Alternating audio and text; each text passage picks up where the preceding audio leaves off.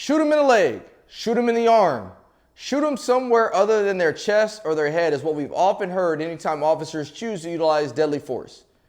I've showed you guys time and time again that even if we shoot a person in their leg, even if we shoot a person in their arm, it doesn't necessarily mean that that person is going to survive, but it also doesn't mean that that person is going to stop doing what they're doing or stop being a threat to the officers. What we're going to do now is we're going to watch a video where a guy is seen attacking an officer with a knife.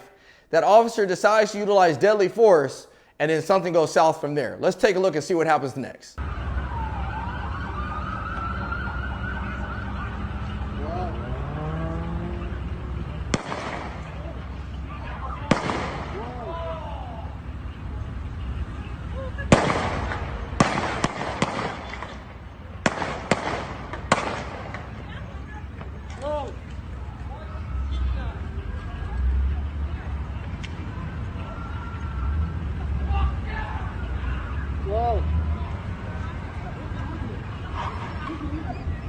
Okay, now that we've watched that video, I can't tell you how much butterflies I got as I watched it.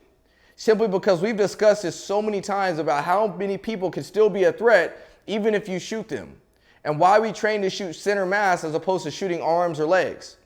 Well, in this scenario, the guy had a knife and the officer was actually able to deliver successful rounds on target, but that person was still able to move despite being shot. And so why do I bring this video up? Sometimes people will say, well, why did that officer shoot him 6 or 7 times or 8 times? The reason they shoot him that many times is because we have to shoot to stop a threat.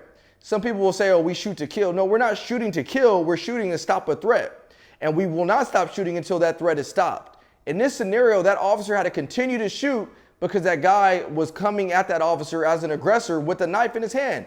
He was posing a deadly threat to that officer, and so that officer had to do whatever he could to make sure he survived that attack. And despite being shot, the suspect was still able to approach that officer and get close to him with that knife. This happens very frequently.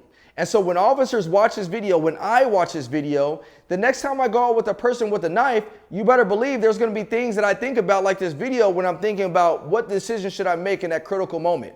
Should I decide to use my taser? Should I elect to use my firearm? What should I do? These are decisions that we make every single day, and sometimes these decisions are made within less than a second. So I want you guys to realize as a viewer and as you're watching this that when officers are shooting, they're shooting to stop a threat. And I've said it before, I'll say it again. They're shooting to stop a threat. They're not necessarily shooting to kill. Some of you guys may say, well, that's synonymous, it's the same thing. No, it's not the same thing. Because I may be able to shoot a person one time and stop that threat, stop them from doing what they're doing, as opposed to I may be able to shoot a person 15 times and they may be able to still be a deadly threat to me. That's why we shoot to stop a threat as opposed to shooting to kill. And that's why we try to aim center mass or for headshots so that way we can stop that threat sooner. And sometimes, unfortunately, that does mean death.